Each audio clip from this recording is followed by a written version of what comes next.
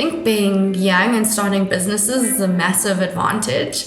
I think that ignorance and naivety pulls you through a lot of stuff, right? Where as you get older, you know what you don't know and it hinders you. Whereas maybe I just didn't know so much. So I was just like, just went with it, right?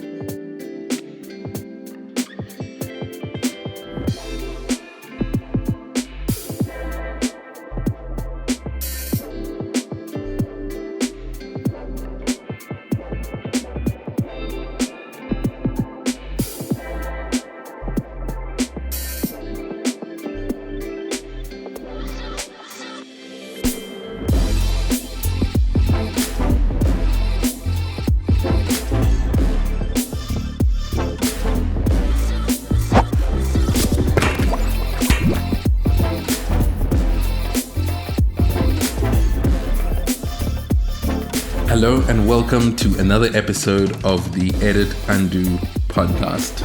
Today we're speaking with a very special guest. I think a number of us have probably seen either an article, a LinkedIn post or something about this guest. You might have heard a little bit about Loop. They've been making the rounds on VentureBurn and a number of different news platforms. And so it is my absolute pleasure to welcome Kimberley Taylor to the show. Welcome, sir. Thank you for having me. I'm nervous and excited to be here. That's always a good place to be. I think that's sort of the feeling that you'd expect an athlete or someone to have when they're at the block. So I think it's a good place to be.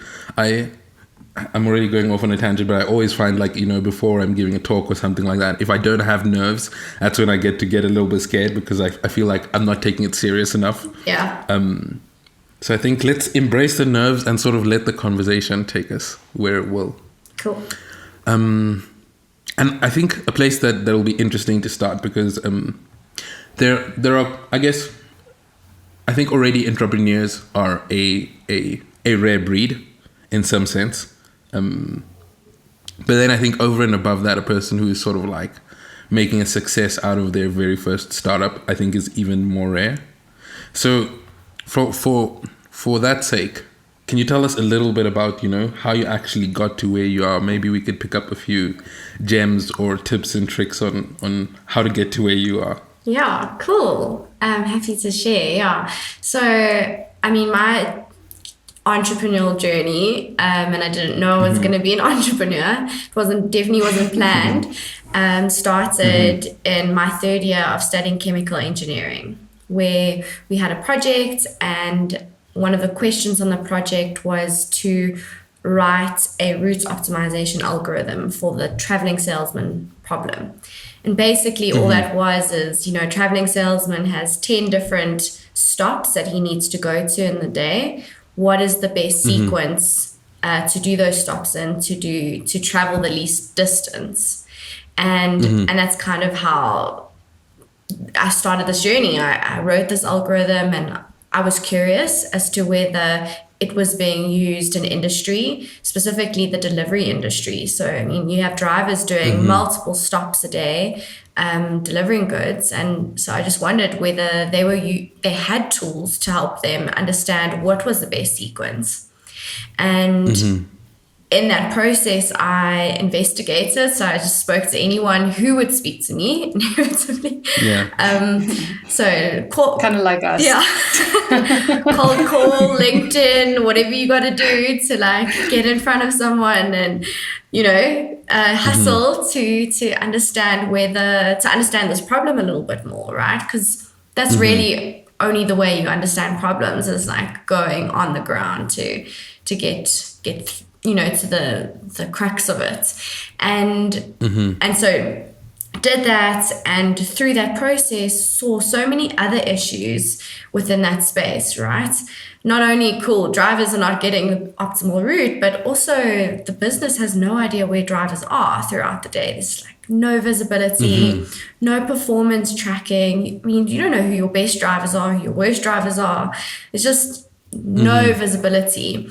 and also just a lack of communication, proper communication tools. I mean, the phone ringing incessantly in a warehouse, customers calling in wanting to know where their bricks are or where my Adidas shoes are, right? Doesn't matter what industry, same frustrations. And so that became really the base of what I thought, okay, well, I think we could build a piece of tech that really could solve some of these problems. Give drivers the optimal routes, and while we're tracking them, then we can show that visibility to the business, we can understand their performance, and we can give customers better visibility of when drivers are en route to them. And so that's kind of the start of the journey. And thinking that really there was something that could be solved here and that could be built. I had a fast food pizza chain who was my first client, and so I mean delivery. If you're delivering a pizza, you can imagine that it's quite quick, right? And I thought, this is great. This is like simple logistics. So we'll build an MVP product for delivery of pizzas. And I was very wrong, because, anything last mile to consumers is actually complex and expensive. And so I'm so grateful now that we started there, because, that was in 2017. 3 years later, with the onset of COVID and change in behavior and consumers ordering and needing deliveries on demand, so much has shifted, and so I'm so grateful. We'd already been obsessed about the on-demand delivery space for about 3 years before this happened. But one thing, just I was reflecting this week, which I think is important to mention, because it's sometimes easy to look at it and be like, whoa, like, how did you get that success, right? Like, how do we get to that point so quickly? Because it is hard, right? As an entrepreneur, it is, even if you have a brilliant idea and even if you've been done so well at executing it, what I can't replicate is the timing of everything, right? So I actually can't take, I don't know what the right word is, the timing. It wasn't mine, right? It was the world's timing. And there's a lot of that is really attributed to the success of Loop up until this point. And so it's important to mention, because it's timing is a big thing in an entrepreneur's journey, right? I think I've seen there are companies that, like LinkedIn, similar concept to LinkedIn, that were just 5 years too early, right? They these platforms that already existed, and it was too early, right? And or you're too late, or so it's just I think it's always important to mention, because I like to mention what's replicatable in a startup and in an entrepreneur's journey. And I think that's a good thing to bring up, because it is true that there's a lot that is not within your control when you're sort of trying to enter a new market.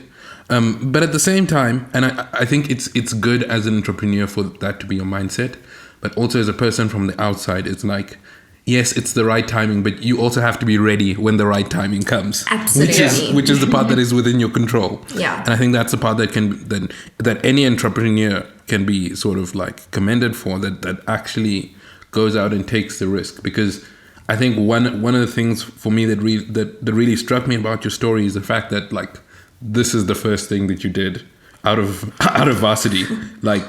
Not many people.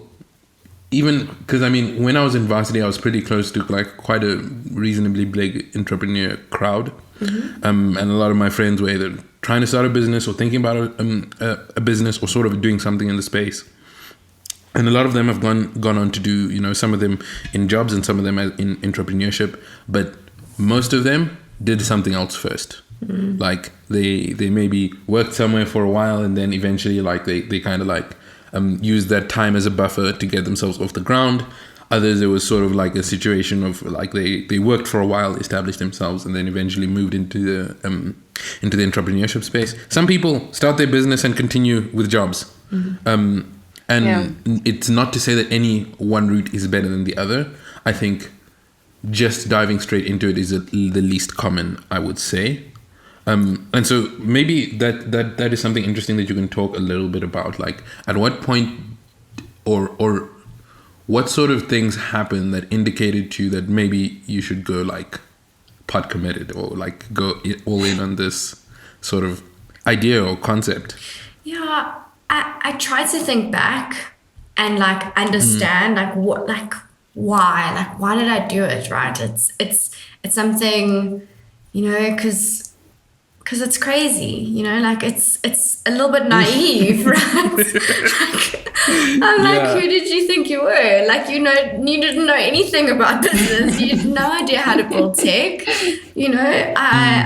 And I have a couple of different answers. I think being young and starting businesses is a massive advantage. I think that that ignorance and naivety pulls you through a lot of stuff, right? Where as you get older, you know what you don't know, and it hinders you.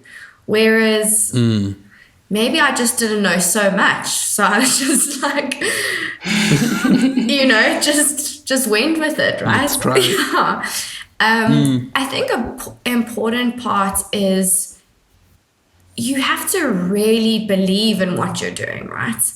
It's not about just coming up with an idea, and there are lots of great ideas. I have lots of other great ideas, but like, I think you have to be convinced in your stomach, heart, entire body that like this is going to do it, right? Because you get so many objections, so many no's, so many investor pitches that were like, well, you know, this tech already exists here or there, you know. And so you have to really understand why you're doing what you're doing. And, you know, in order to do the thing, I think, you know, otherwise anything that comes across as an objection or a hurdle, it's going to sway you to just go back into corporate, right? Because it's not comfortable, it's not easy, it's not anything. You're giving up a lot, right? You're looking silly a lot of the time, right? It's not like it's this glamorous thing. Cold calling, it feels uncomfortable, right? Like being rejected on a LinkedIn message or in person in a meeting with a potential investor, feeling like an idiot. I can't tell you how many times I felt like an absolute idiot, you know, building this can't business. have rejection issues. Yeah. Well, you can. You just have to work through them in the process. Yeah. So I'm also I'm quite interested or curious and confused at the same time. You studied chemical engineering, right? Yeah. So Alfie and I come more from a tech background, so to say, with our studies. Was this a main subject? Because I can't, and this is also my ignorance to what chemical engineering entails, but I don't understand how the algorithm came from, you know, studying chemical engineering. And then I also have a question you went into studying chemical engineering, which meant you obviously had another idea for what you wanted to do. And I'm pretty sure this was not it. So I also want to hear a little bit more about that. So it's two very good questions. And I think, first one, it wasn't necessarily a very core chemical engineering subject. I shared the actual subject with the mechanical, industrial, and aeronautical engineers. We did the subject together actually in third year. It was called numerical methods. We did do a bit of coding and on MATLAB, and you know, you're doing a lot of maths and writing certain algorithms, but you're absolutely correct. It definitely wasn't a core chemical engineering subject, but I did fall in love with it. I mean, I fell in love with coding a bit then, and I just loved, maybe this is the lazy part of me, just like loved the thought of building something and then never really having to like do the calculations again. Just like spit in inputs, get the best answer, right? Like it's just so cool. I thought that was such such a amazing thing to give to humans, right? Like, cool, like here you like, let's build this algorithm, and you can change algorithms and change the constraints because based on the things that you're learning in the space, but you're always getting close to what is the best answer, which you can't really do every time if you don't have an algorithm. And then why I went into chemical engineering, I didn't know what I wanted to do. So I love art, actually. So I'm like actually a very big creative. That was my strongest subject in high school. Also maths, probably art and then maths. I wasn't sure what I wanted to do. And basically when going through the process, chemical engineering, and it's really process engineering, that you're really a process engineer. And so I was told it could translate into many different industries. If I wanted to go work for a bank, the banks would like hired process engineers. If you want to go work in industry. So it just, for me, not knowing what I wanted to do, it was what gave me the most options, and that is what basically interested me. But I fell in love with it. It's the process side of chemical engineering, that logic of how things work and maths and solving problems. I think engineering, if it does anything, it teaches you how to solve problems with very little unknowns, and how do you make smart assumptions about things, which is ultimately what business is, right? You can't Google the answer. Like sometimes I wish I could go on Google and be like, how do I do this now, man? Like, and so I think engineering is really great in that sense for this journey, because you have to be really smart in how you make assumptions and use data points to make the best decision you can at any point in time within the business. So there's something you mentioned there about that sort of having to deal with uncertainty, right?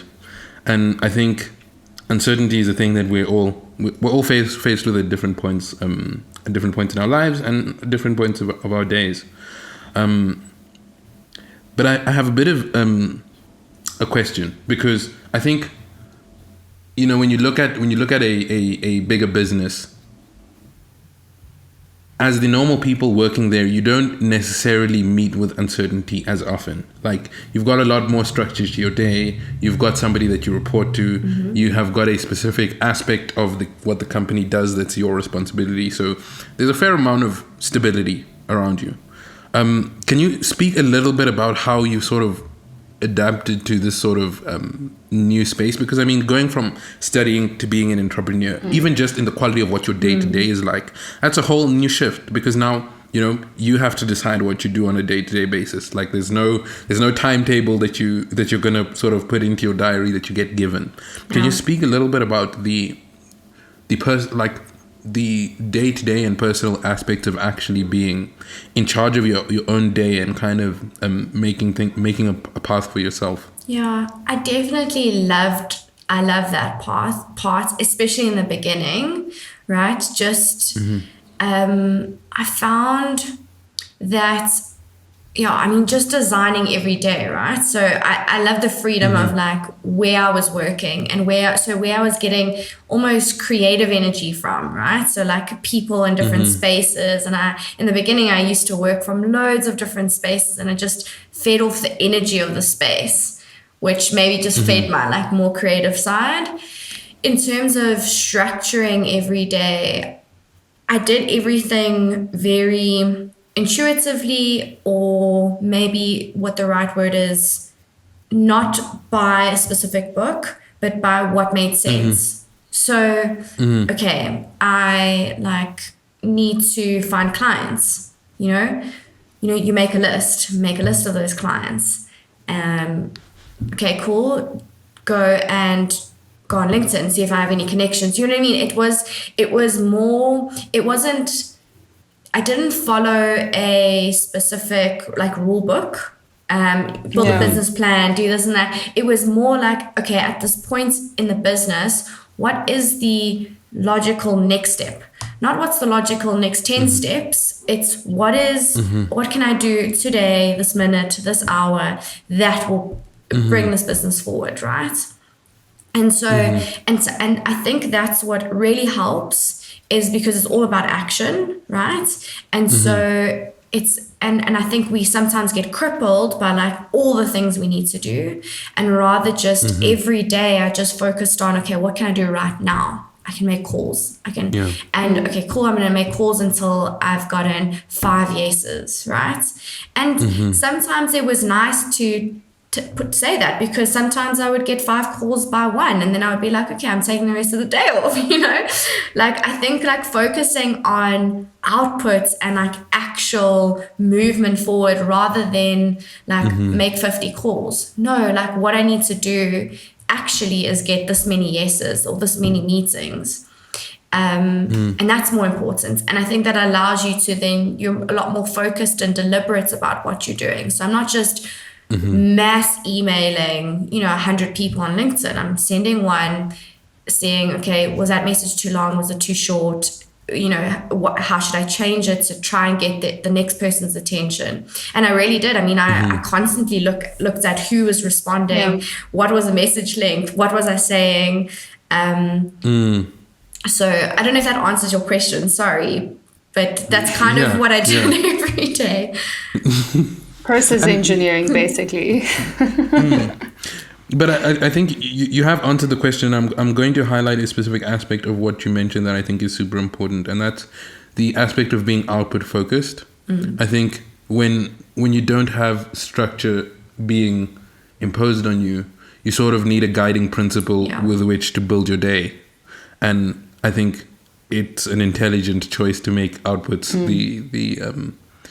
the guiding principle of how you structure your day. That's smart. Yeah. Good one. Another thing you mentioned that was that stood out for me was you spoke about really trusting your intuition and kind of using those feelers to decide what to do. And I also think or wonder if age was a contributor to that. I think generally when we're younger, we're quite good and skilled at following our intuition. Then we get into corporate, we get all these ideals and things imposed on us on how to do things, what is the correct format of life and executing life, so to say. And then when we get older, then we try so hard to get back to that place where we can actually follow our intuition again. But I wonder, because you weren't stepping into the corporate space or traditional professional career, so to say, after varsity, if that helped you really stay true to your intuition. And then I still have a question around that, though, even though I'm a bit rambling here about intuition, is even though you were following your intuition, did you have any specific mentors or people? Because, I mean, now you're trying to build this company. You don't have too many people around you like you would if you're stepping into a career. People to reference, people to lean on when you do make mistakes. It's all on you, which is a good and a bad thing, I guess. I think what you're saying about intuition is so correct, by the way. And I just to add to what you're saying, and I still try really hard to go back to that. I do breathwork every morning, and that honestly helps me to ground me and like really feel like into my body again. And it's so interesting, like how much intelligence we have within us to just know things, right? Which I think is the power of these, kids and like being young. Like they really are operating from such a like higher intelligence in some ways, which I really like crave to be back then. Yeah. But now I'm lost myself. Just in terms of your question, what did you say? Sorry. It was around having other leaders or mentors around you. Mentors. So I, in the beginning, it was a little bit difficult, and I really wanted help, right? Because I remember just wishing there was just like this organization that could, just help me. And it's also like, there's so many entrepreneurs, so why is someone just going to help you, right? So it's really difficult. It was really difficult. I relied a lot on my investors, the one CFO of the investment company, for a lot of insights and advice and mentoring. He's been very, very big in my journey, and just helping me work through a lot of things that you face when building a business. And then as the years went on, I think you meet people and you choose to like ask them questions. But ultimately, like in the last couple of years, I've just gotten mentors through podcasts. Like I literally listen to different podcasts and I, just anyone who I think, and you listen to people's stories and you learn, right? So if I want to understand something about tech, I'll go think, okay, who has a really big tech business? And I'll literally go search like who's interviewed them and try see if I can draw from any of the insights and how they did things at certain points in their business and why it was successful. And that's what I do. I draw on listening to other people's stories. I find it the best way for me to be mentored in a way. Yeah. And it makes sense. I think in some sense that sounds to me a lot like some of my approaches to firstly becoming a designer, but generally learning things. I think I sort of picked up after my time at varsity, and then eventually having to learn in the professional environment. Like if you know how to learn from people online, you sort of have got like this like infinite library behind you that you can essentially tap into at any time. Yeah. So I think that's like a really great approach to that.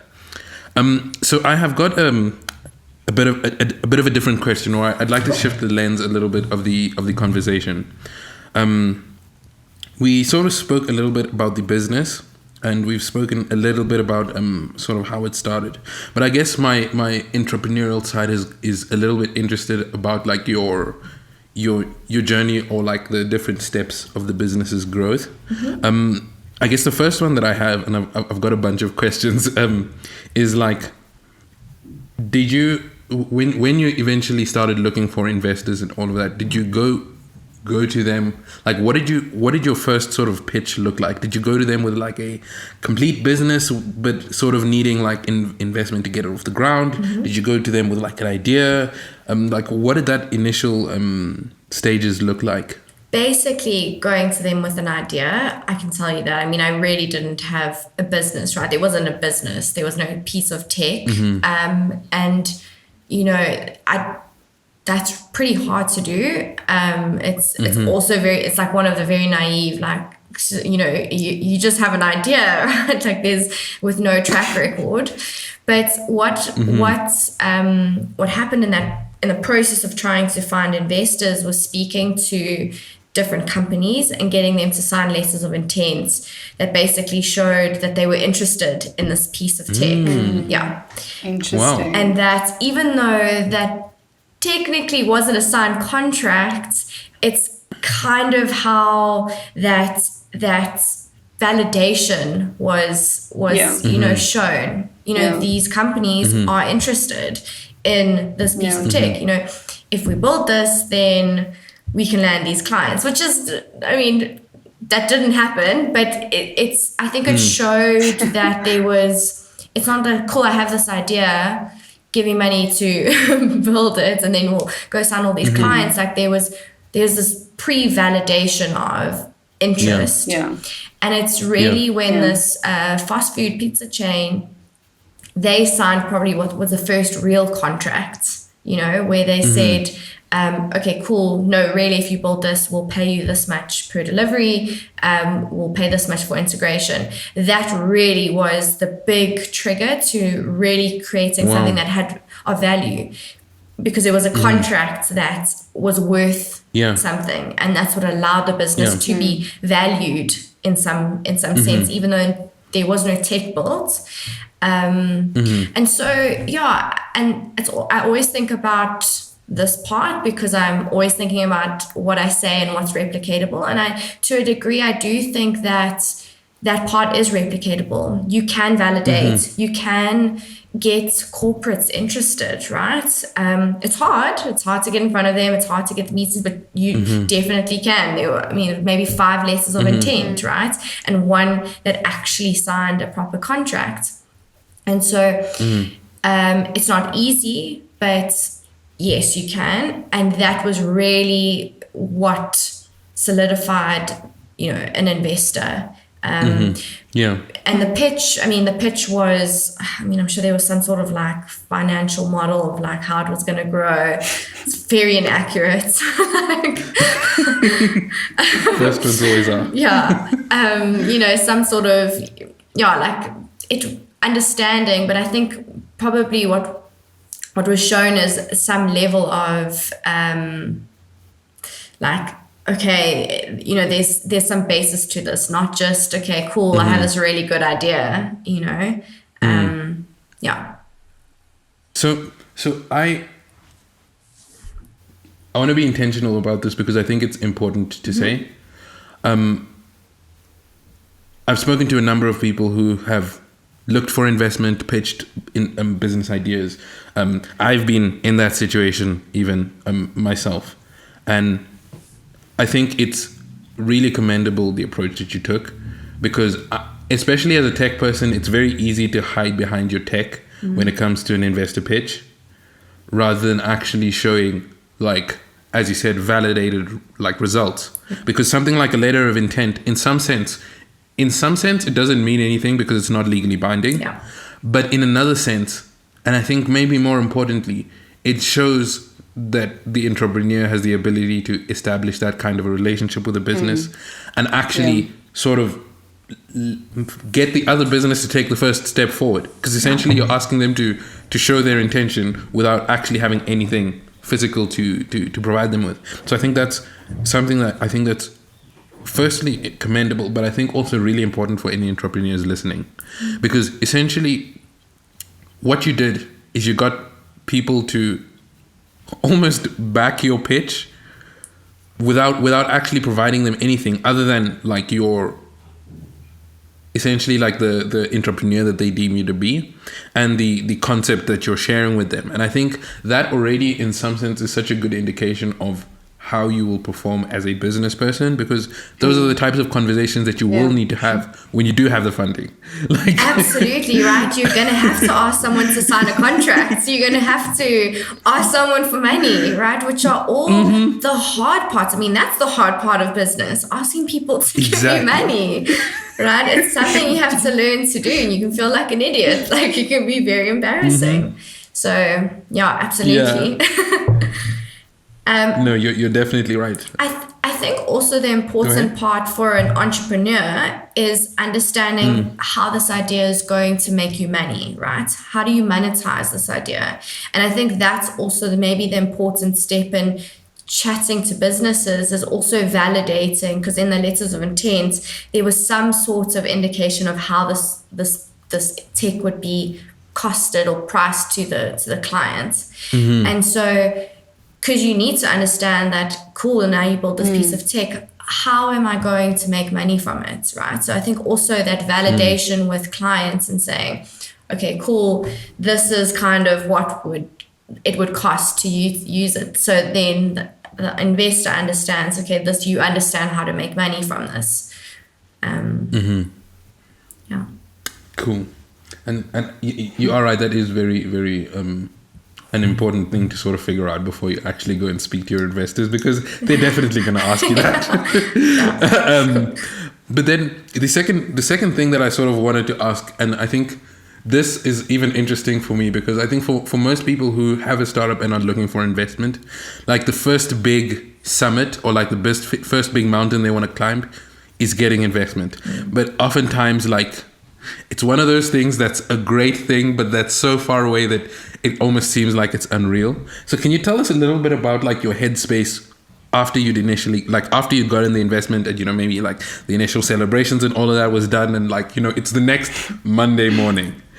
Like, what was that like? So I remember the morning vividly, and I was working as a chemical engineer at Fleur, and I was driving to Sasolburg. I used to drive to Sasolburg from Fourways every day, so it was about an hour and 10 minutes drive. So it was like 5 o'clock in the morning, and I'm driving on William Nicol, and this is after this investment has come through, and I'm like, wow. Like, I just remember thinking, it's so... I just remember thinking, like, one day, and like, and you know, I mean, maybe it was a bit arrogant or naive at that point as well, but like, whoa, like my life has changed, right? Like, and I thought, this is what they mean, where you see, like, in an instant, you see a big change, right? You've had for the last year and a half, you've had nothing, an idea, like, there's nothing to show for it, right? Like, if you never got an investor and then suddenly I have shares in a business where someone's given money, so that means I have shares worth this, right? So I can tell you, like, I remember the moments. I remember the morning driving to work and being like, whoa, what just happened? You know, like, like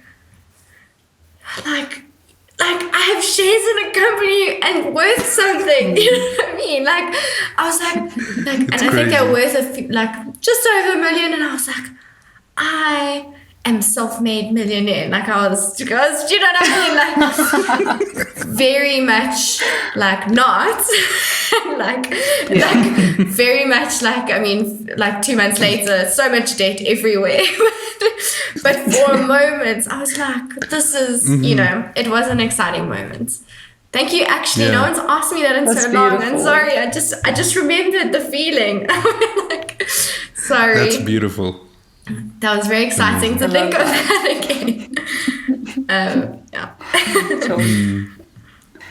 Yeah. I have a question around a bit of leadership. So in our previous few episodes, we've actually spoken to a few female leaders in different creative industries. And we've spoken a bit around what it's like being a female and being a leader. And obviously the previous episodes, the female leaders we spoke to were definitely not as young, which I think is very interesting. And your experience, you know, as being someone who's firstly your age, and unfortunately we live in a society where these things are valued and they're placed against us almost like weapons, especially when it comes to positions of leadership where you are either giving guidance to where we are going, direction, and as well sometimes giving instruction and giving feedback, and age can play against you in that position. And then, as we've heard from our previous episodes with these female leaders, sometimes being a woman in our country can also play against us. What has your experience been? Are there like horrible stories? Are there great stories? I want to hear, you know, is this something you've struggled with, that you're struggling with at the moment? Yeah, I mean, it is definitely. It's it is difficult. It does have its challenges, being young, being female. Absolutely. Like, I can tell you in the beginning, I used to leave meetings sometimes and be crying because like that guy wouldn't look at me, only look at my investor, like, you know, being heart sore about, like, I feel like I'm being treated as a PA, or people just judging me, or like not, it's, I mean, there's lots of horrible stories, right, where I just felt completely disempowered and frustrated and wanting to be like, I just want to not care about, you know, I just want to not care about these things. And eventually you do get there, right? Eventually, I can tell you 5 years on, yes, there are still many moments of corporates and men and like certain things that happen that are frustrating and unfair to some degree. Yeah. But now I just see it as like part of the process, and everyone has their struggles, right? In some way, right? I think being female or male, or different race or different age, like it all comes with things that we are called to like work through, which ultimately make you a lot stronger. I care a little bit less than I did then, right? And that's like kind of what I can tell you, is that you focus more on the leader that you are, right? Like I know, and I think women can be incredibly amazing leaders, because we have certain qualities that are very nurturing and like of service to the people, do you know what I mean, that we love and that that we're working with. And so I think we can make leaders that grow a team that is really loyal, and so I've loved being, and I try to focus on like my power as a woman leader, right? Like my power in my maybe more of my intuition and my softer side, and there are also pros to being a woman in business, right? They're also just like like men are powerful in some ways, like their confidence, and they have these certain strengths, like so do women, right? And I think I lean on mine, and then sometimes I will steal and mimic the ones that I see in men, right? Like in my own way, right? Like I try to, just like men could have a more feminine side and utilize those strengths. Like we can also do that, right? But still in our own way, where I don't have to become a bitch. I don't want to say it like you know what I mean? I don't have to be. I don't have to. And it's hard, but it's been a hard lesson, right? Yeah. Because there are times where I've felt like I had to be a little bit more aggressive, or I had to create strong boundaries and exert a masculinity that I wasn't comfortable with. And so it's been a bit of a journey, like trying to stay empowered in like that I am a female business woman, and what does that mean? I don't know if any of that makes sense. Yeah. No, it makes so much sense, and it's so nice that you share what your current approach is, and how you're actually just embracing that rather than looking over your shoulder and what everyone else's opinions can be, because that can be so exhausting, especially as someone trying to look ahead and trying to build a business. It's very inspiring. Thank you. I appreciate that. And I can tell you it is exhausting, and it takes a long time, and I still care what people think. Like I'm always asking for more of like not worrying about what people think, because it is so hard. It's such a like bottleneck to like a distraction. It's also a very human thing, right? Yeah. We're humans. We're animals who like to be in community and in society, and to be in community and society, we need to be liked. So it's biological. That's a good point. So I want to sort of see if I can thread back the previous thing that you sort of mentioned. When you sort of had your pitch, you heard that it was a success. Now you're on the road. You're in this like amazing fairy tale in your mind, and then things start to get like go from a great dream to reality, and obviously there's a lot more to getting investment that you might realize beforehand. Can you talk to us a little bit about like the early stages of the business, like, you know, whether it's the first few hires or it was like the, you know, the first big, you know, project or like live project that you sort of got off the ground. Yeah. Can you just tell us a little bit about some of the early stage experiences that were notable to you? So I think, it does get real really quickly. And then it's a whole other journey of new obstacles. One of the first obstacles was our first clients inevitably, I think, closed down. Like, they didn't do very well. I think within the first year, they weren't a client anymore. Not of anything of our own fault, but just the space that they were as a business, right? There are all these things that you really can't control, right? And which becomes difficult. One thing that I think happened that was really positive was, you know, you had a sales pitch that says, you know, cost savings, fuel savings, this and this and that. As soon as that first client utilized the system, I built a business case to show what that meant. So, like, actually, what were the savings? Actually, what were the efficiencies? The real life stuff. And that was so important, because that is how I landed the second client.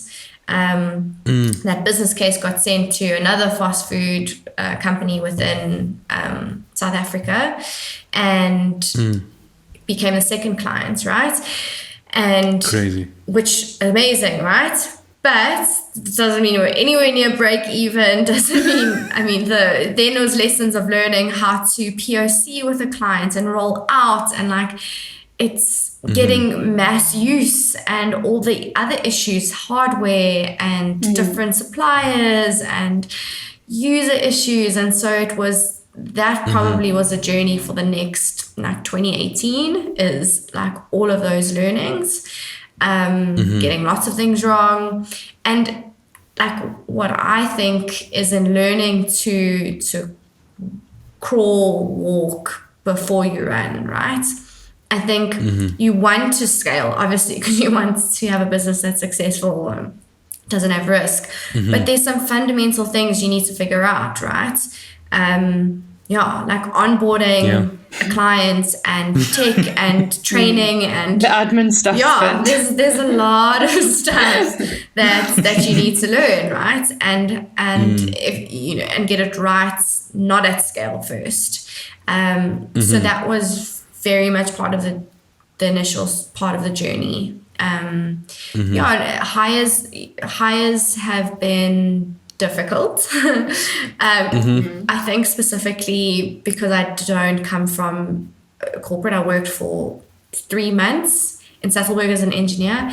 I don't know what a business analyst looks like, or marketing person, or salesperson, or like what these roles entail, what they mean, KPIs, all these things. Like, I didn't have reviews and like anything. So it was just so, it's to this day still, it's so difficult. And so the hires have almost just been like, okay, I can't be on WhatsApp supporting clients anymore, like 24/7, as like drivers need issues. Okay, we need a support person.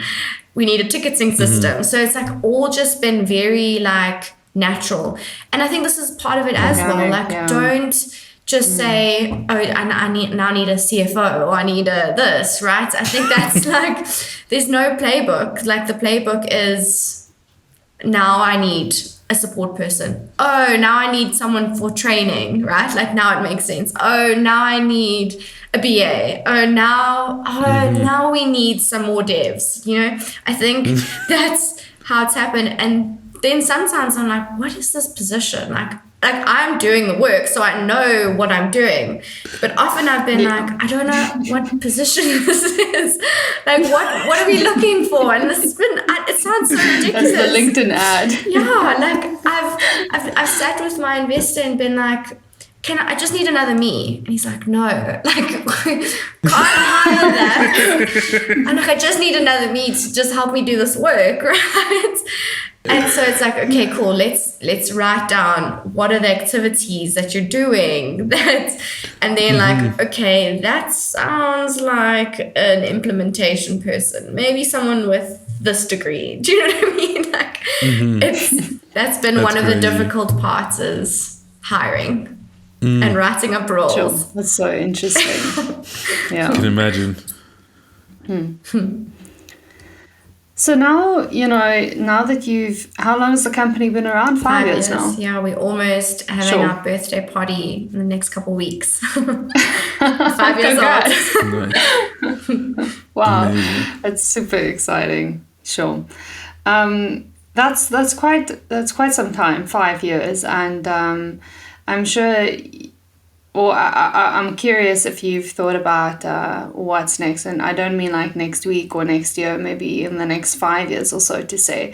But I find, so if I give you my personal background, I worked for a agency for about a year and then I quit to freelance, and then I freelanced for about 5 years and then very recently started working permanently for someone again. And that was quite a hard mental shift for me to make, to go, I'm used to working for myself, used to kind of setting the rules, setting the boundaries as well, and choosing how my day looks or which clients I want, what type of work I want to do, to now being an asset or a resource to someone else and also executing their vision. Have you thought about what is next? And if you were to think about working for someone else, or is that like a no? Now that you've worked for yourself, that's something you think it's the only way you would be able to continue living? I know I would struggle so much. Wow, it would be difficult.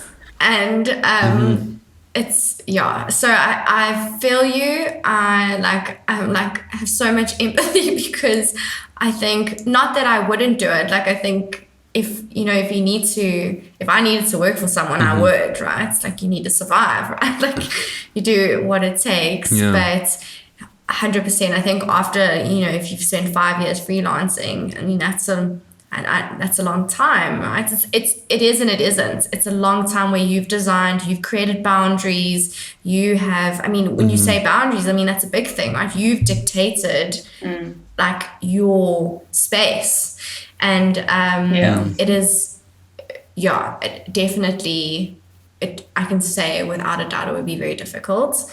But I would do it, of course, do whatever it takes at any point in time. What's next? I think as tech, software as a service, you need scale, right? You're basically taking something and, I need 1 million, 2 million, 11 million, 100 million deliveries going through the platform. And so I want to get that scale. And so I think there's still some opportunities in South Africa and I want to try to see, are there more globally? Is there more volume, and scale to input into this platform? So that's kind of what is next for me, is understanding how do I do that. And I really, really, really pray that I get the opportunity, right, to do that. I mean, businesses are fragile and they're difficult. And even if you can get it to 5 years, it doesn't mean anything, right? It doesn't. Like I'm constantly paranoid, right, about business, and like it's like I always think it's like never in your grips. It's just there, and like anything can just wipe it away.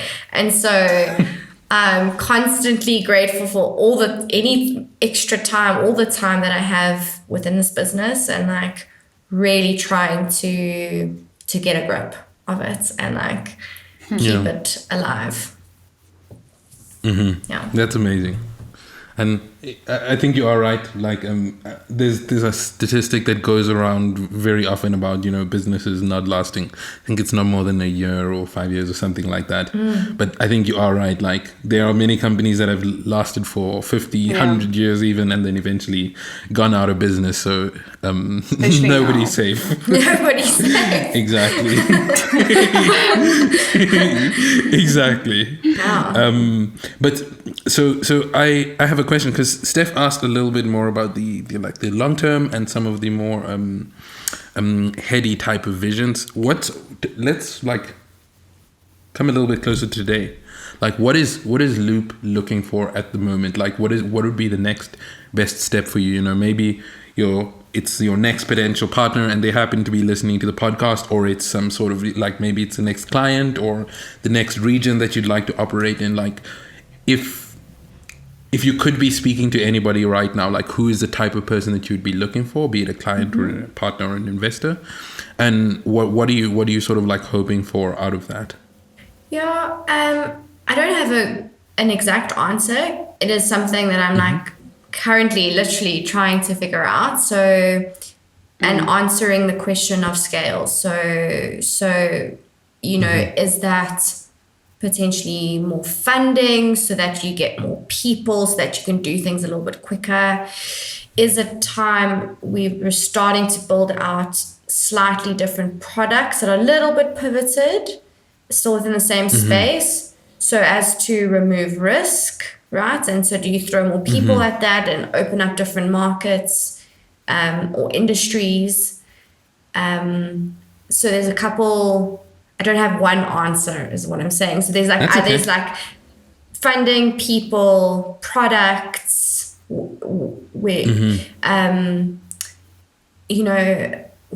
doing some exciting proof of concepts at the moment with some new products that I'm hoping land, that then remove a little bit more of that paranoia, like a little bit more revenue to work with. So next steps, I think it's I'm just mulling over like, what are the different things you can do, right? Yeah. Like, what am I not seeing? I often think like, in 3 years time, 1 year's time, 2 years time, what will I look back to now and think, oh, I should have pivoted and built that product? Or will I say, I should have got more funding and hired another? Like, that's kind of what I keep trying to feel out, is what am I going to say? And hopefully I'm not going to say I should have done it. I mean, like, that was the right thing, that was what we needed to do at that point. Because businesses fail for different reasons. As well, like, you didn't pivot, you didn't like innovate, you didn't hire, you like had such a great opportunity and you didn't ask for more money to go and carry on doing what you're doing at a bigger scale, right? So what is that thing? What is that story that I don't want to be told? Like, they failed because they didn't do this at this point. That's kind of where I'm at and mulling over. Amazing.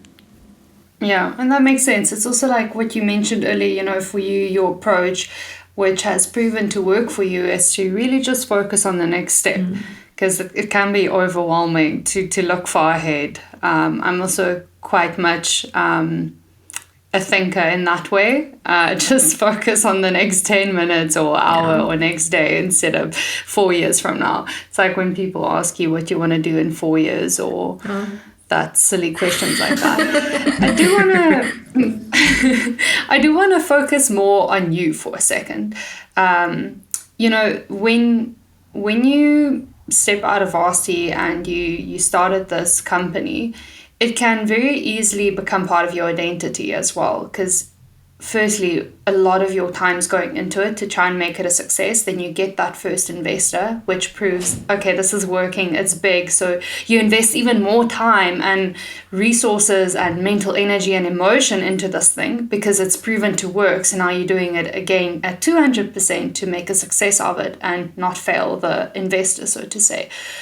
But how are you managing detaching yourself from your company, and I guess how are you taking care of you? It's a really good question. It's a very good question. I heard some breath work there earlier and it triggered my interest. No, that's a very big part of it. Oh man, like everything. I mean, in my whole life, right? That's been my problem. Like, you know, needing external validation and attaching being a good athlete or being smart or like, you know, whatever it was to your identity, right? So I remember the first time I tore my hamstring, and I was like, the first time it happened more than once? No, it only happened once. Sorry. The first instance of this where I was practicing racing, the sprinting, and I really wanted to go to the Olympics in 2012. So, and I like had some really good times already, like in grade 8 and 9, and you know, I was really fast, and completely attaching my identity to that. And when I was never the same sprinter again after that. And it's hard, right? It's really hard because you attach your validation, people thinking you're so great, you're such a good sprinter, like all the love and things that you're receiving. And I know that absolutely this business is a massive part of my identity, right? And so any rejection from clients or any sorts of failure, I'm constantly having to do a lot of work to understand, to observe it, like let money come and go, people come and go, first person resigned, you know, when that happened, like it was a big thing. Like, do you know what I mean? It's all these things, you know what I'm saying? And you like all these things you need to like detach or just work through to some degree, right? Because you are more than a sprinter, and understanding that what you have learned up until that point is more important, right? No one can take away the rooms that, and these are things I've had to really, really work on. Like no one can take away the times I've pitched to investors, the sales, the board meetings, like the things that you've done, the things that I've seen. Even if this business disappeared, I still have that. It's still in me, right? The experience of it is still there.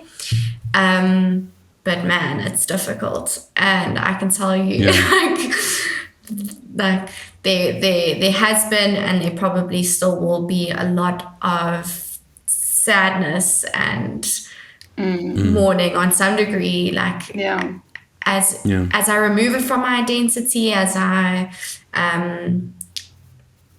build who I am more. I totally lost myself for a period in this business. You know, it becomes all consuming, a complete distraction, and you can, like, I can tell you moments where I've been in like a deep dark space or like a sad space, and then I can get onto a sales call, put on a smile and a face, and receive so much validation and love, and like, this is amazing. And suddenly my my state's changed, but I actually haven't worked through the things that I need to, like the sadness or the darkness. And so you get really disconnected with who you are, what you're going through. And so, I mean, even now I'm going through something, and I keep having to not distract myself from feeling. Sit in the pause, the shitty feelings, right? Like, and the sadness and the crying and and it's so hard because I have work to do, so I can't really sit there. But I'm like, I know if I don't sit there and don't deal with that stuff, it's like I'm going to create the same cycle. So I think eventually what happened about it, like end of last year, October last year, like I think I reached like a really, really, really, really low point. And that's what's really brought me back to the space now where I'm a lot more connected with myself. And that, like, I think, you know, certain things that can like bring you back to your knees, right? And then you kind of work your way back from there. And I did that through breath work, which is, for me, has been the most powerful thing I've done to connect back to myself. Like 5 minutes of breathing every morning. And I'm always shocked at how powerful it is. Meditating, stretching, listening to podcasts, like starting the day not on my phone or thinking about work, which is why I'm going to devote myself to something again for like 40 days, because I think it's going to again bring me back to that center in a time where I'm feeling a lot of anxiety and my thing is I'm going to breathe 5 minutes, meditate 20 minutes, and I'm writing 3 things I'm grateful for, and I'm just going to do that for 40 days. And I know that on day 10 I'm already going to be a different person, and like that's the power of these little things, like these what seem like insignificant things, but have such a power to transform your mind and like your outlook and your ability to be resilient and like creative and solve things and not react. So I don't know if I went on a bit of a tangent there, sorry. No, you didn't. It's nice to hear that you've expanded that self-awareness a bit, and that you are taking a bit of time for yourself and putting, your needs first as well. I'm glad to hear that. Thank you. Yeah, it is definitely good to hear. And I think we're probably in the sort of closing stages of this discussion, but I just wanted to make one last comment. Something that's really stuck out about speaking to you, that I was struggling to put my finger on it initially, but then when we sort of were speaking about, you know, the possibility of you, if it ever does happen that you need to work, you'd be able to, but you'd be really sad about if your company eventually did close down. And the thing that I wanted to comment on was, I've spoken to a lot of people who have either have an idea that they're trying to start, or have started a business that they are running, or are some kind of a leader in a company. And one of the things that I feel like I don't see enough of is people who are really, in some sense, love what their business does. Like, who like really, really care about their business. And I think, as a person who is interested in the space, I can't say I'm a hardened entrepreneur, but it's a space that definitely interests me. It's for me a really good thing to see, because I always find when I do meet someone who loves the business that they've started and is passionate about what they're doing and really cares about it, it sort of generates a good place to be. Because in some sense, you know, as you mentioned, like in some ways, your business is a part of your identity, because it's a part of you know, sports and things like that. In some sense, you're attaching your identity to your performance. But with a business, you're actually creating something that comes from you. In some sense, it's a part of yourself. And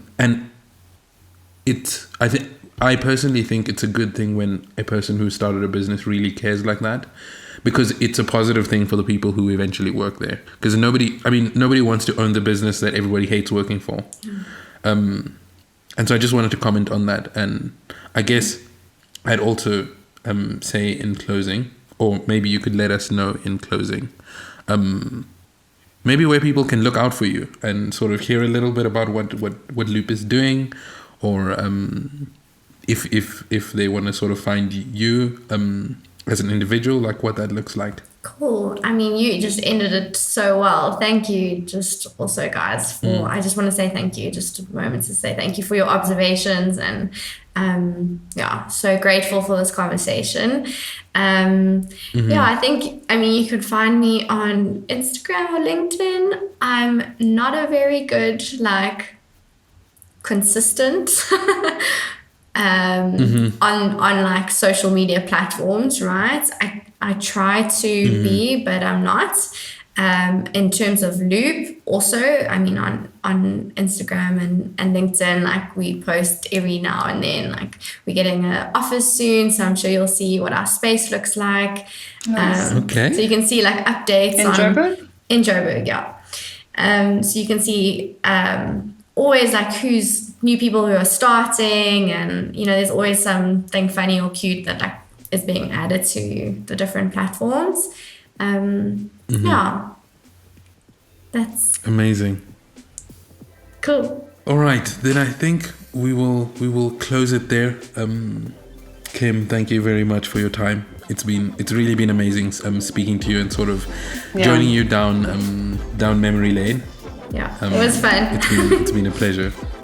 Yeah, thanks guys. I really enjoyed this chat. I really had some moments of like remembering things that I haven't actually thought about in so long. So I'm grateful for like those memory pop-ups again.